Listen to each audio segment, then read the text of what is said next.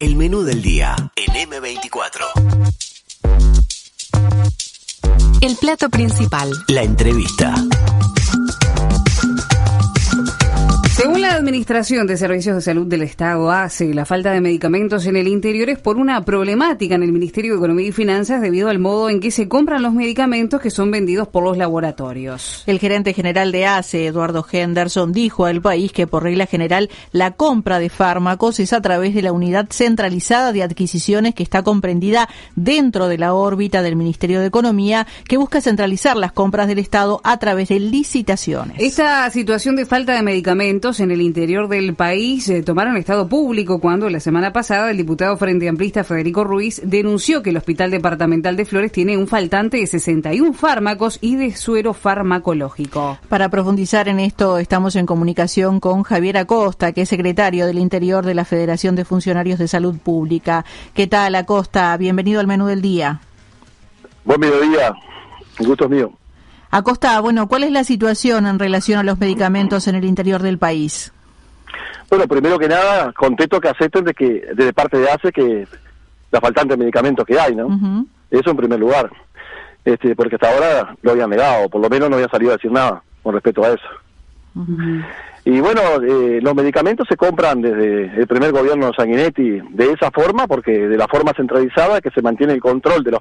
Pero se abaratan costos, y se mantiene el control sobre los medicamentos que realmente hay en todo, digamos, lo que tiene que ver con la salud del Estado, ¿no? La que brinda el Estado. Y a nosotros nos parece que si eso tuviera que ver, ¿no? Yo no estoy de acuerdo con eso, pero si tuviera que ver. Y volver a lo que era antes, digamos, de eso, es volver a que cada cual compre su medicamento, eso lleva a que valga más caro, y no se mantiene, digamos, un control de precio, una transparencia sobre esa situación. Por lo tanto, este mecanismo a nosotros nos parece que siempre ha sido el más adecuado. Uh-huh. Yo, de todas maneras, estoy en desacuerdo con eso, porque antes no pasaba. Ahí está. Hace un par de años atrás no pasaba esto, por lo tanto, no es una falla ahí. Lo que pasa es que hay en ACE un recorte presupuestal por año de 1.800 millones de pesos y 200 millones en gasto de funcionamiento. Y eso tiene que ver también con los medicamentos. Y aparte no se ha ajustado por IPC. Entonces, los medicamentos han aumentado de precio, no todos son de acá, algunos se exportan, y eso no ha sido, se han encarecido los medicamentos y el presupuesto digamos, el gasto de funcionamiento para medicamentos ha bajado. Por lo tanto, me da la impresión de que eso es la explicación por la falta de medicamentos, ¿no? ¿Y desde cuándo se está dando esta faltante de medicamentos? Bueno, nosotros lo hemos contratado ahora ya por lo menos desde que, ya desde el año pasado, a fines del año pasado, faltaba el medicamento, después medio como que se compuso ahí en los meses más que la pandemia estuvo más exigente, digamos. Y bueno, y ahora ya va a ser como 3 meses que vienen faltando medicamentos. Yo le pude contactar, ahora estoy en Cerro Chato, justito entré a la farmacia antes que ustedes me llamaran, estuve en José Valle de Ordóñez antes, ahora en Cerro Chato, son lugares chicos, pero la cantidad de medicamentos que falta es abrumadora. Uh-huh. Estuve en el norte, estuve en Rivera, estuve internado, porque justo me vino un dolor tremendo en la espalda y estuve como paciente en Tranquera y en el hospital de Rivera, que me sacaron que tenía una piedra en los riñones, uh-huh. Y los 2 medicamentos que me recetaron tanto en Tranquera como en el hospital de Artigas no habían, y eran comunes, ¿no? Para el dolor y... Eso le iba a preguntar a Acosta, ¿de qué tipo de medicación hablamos? Bueno, ¿cuál es la medicación que no se consigue? Exactamente eso fue lo que le había preguntado a todas las farmacias y los compañeros, y me dicen, falta de todo, crónicos, comunes, omeprazol, yo me atiendo en el Pasteur también, donde la mitad de los medicamentos me los tengo que comprar. Y no es así que los médicos recetan lo que no es, porque hoy está todo digital, y los médicos cada vez que van a hacer una receta, ven todos los medicamentos que hay en el hospital. Por lo tanto, creo fehacientemente, y lo digo con propiedad, y así lo dije también el viernes en la Comisión de Hacienda y Presupuesto, el recorte presupuestal tremendo que hay, hace que hoy están pasando otras cosas, ¿no? Acosta, por ejemplo, en Flores se hablaba de que faltaban unos 61 medicamentos. En términos generales, ¿se dan estas faltas tan grandes en todos los departamentos? Sí, por lo menos los que yo estaba ahora, pero estamos haciendo un estudio generalizado, en todos lados faltan, en algunos más y en otros menos. Justamente vengo preguntando ahora a los hospitales cuántos medicamentos faltan, pues así en acá en Cerro Chato me iban nombrando 20 y pico hasta que ustedes me llamaron. Uh-huh. Estaba justo con la farmacia, así que yo que paso recorriendo y estando en el interior, mañana voy a estar en Maldonado, pasado voy a estar en Durán, y traspasado voy a estar en Rocha, así que voy a ir viendo todas esas cuestiones, pero por los mensajes que me han mandado, las fotos que me han mandado los compañeros de todo el interior, del panorama de lo que tiene que ver con los medicamentos, la faltante es bastante grande. Es más, en la radio Riviera los compañeros me contaban con mucha tristeza. ¿Por qué? Porque los compañeros, las personas, los usuarios que van, son principalmente jubilados, gente pobre, gente que no tiene cómo comprar los medicamentos en otro lado. Eso le da, de cría dolor, y también porque somos los que tenemos que dar la cara con los usuarios, ¿no? Uh-huh. ¿Qué es lo que plantean desde la Federación para solucionar este tema, Acosta?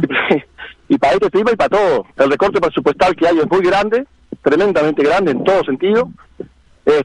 Hay alrededor de casi 4.000 funcionarios que entraron por el fondo COVID, que no sabemos si se va a terminar el fondo COVID o el COVID antes, que es lo que se va a terminar antes, que nosotros queremos que estos funcionarios queden, que le dio algún aire importante a los trabajadores ya estresados y cansados que han estado hasta ahora, pero no está bien el presupuesto quinquenal ni en esta rendición de cuentas la plata para todos sus funcionarios. O sea que en septiembre, y más tarde en diciembre, cesarían todos sus funcionarios que entraron por el sistema COVID.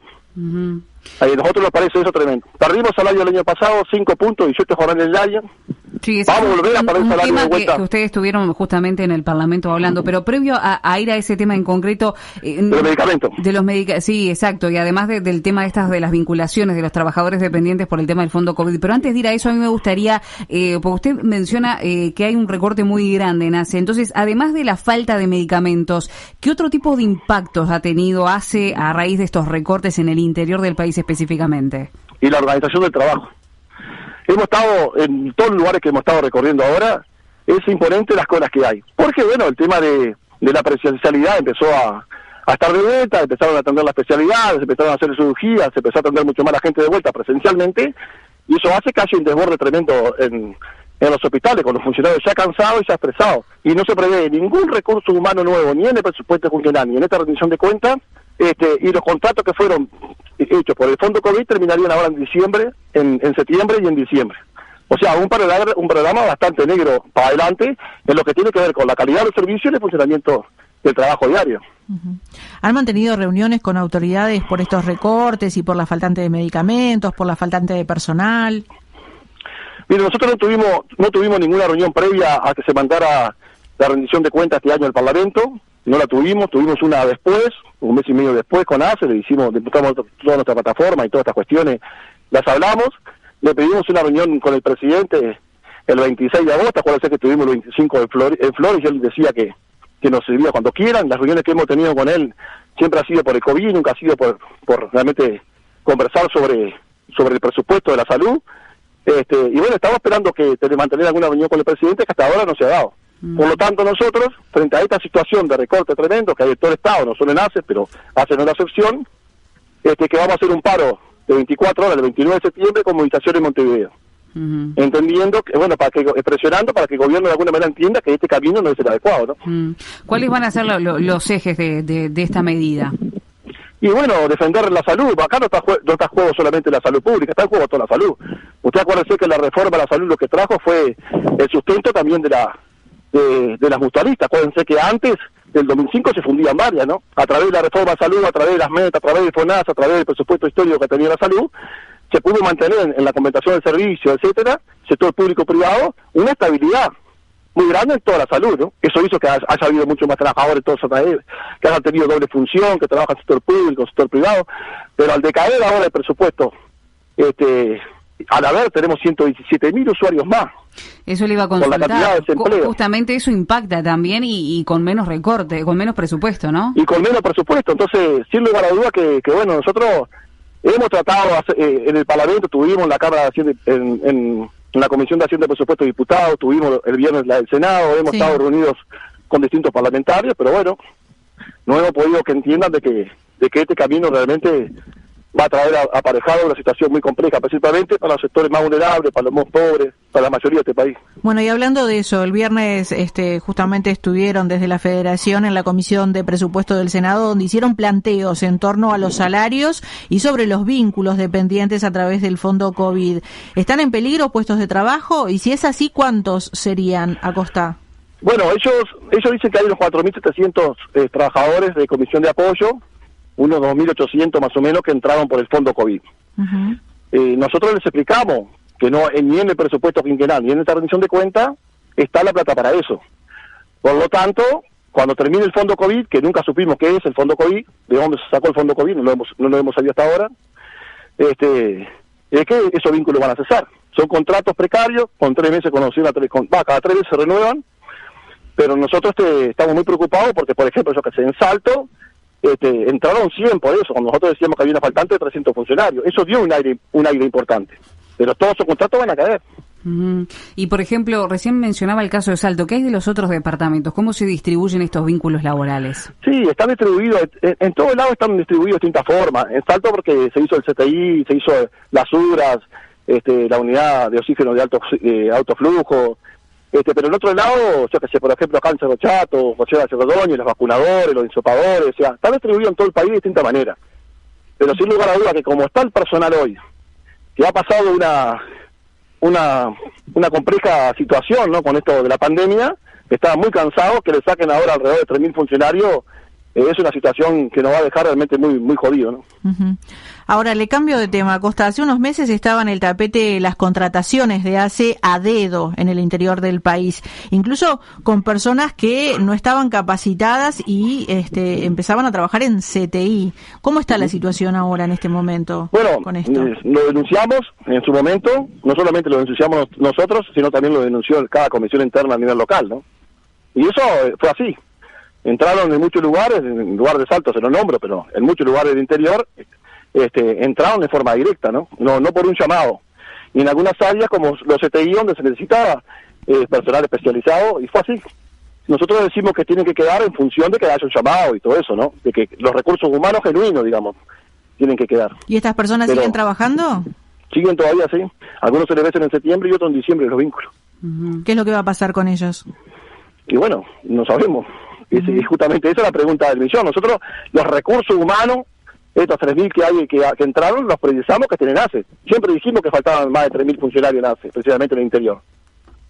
Por lo tanto, los precisamos. Ahora, por supuesto que tiene que ser a través de un llamado, de las cosas que nosotros pedimos como sindicato, o de las transparencias.